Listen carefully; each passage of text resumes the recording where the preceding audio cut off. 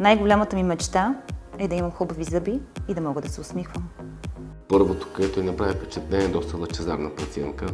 В случая, където сме го избрали, ни се позволява да се поставят импланти и да мога да покажем нашата силна част, която е с силиконовите възстановявания.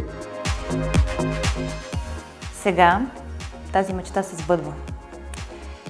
И аз просто не мога да повярвам все още, че това се случва и че точно на мен се случва. Изключително съм удовлетворен от резултата на Нора. Всичко се получи както го бяхме планирали предварително.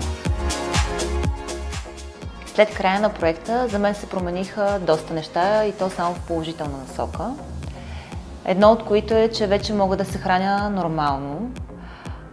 Усмихвам се постоянно, за да се покажа колко красива усмивка имам. И съответно самочувствието ми вече е на много по-високо ниво.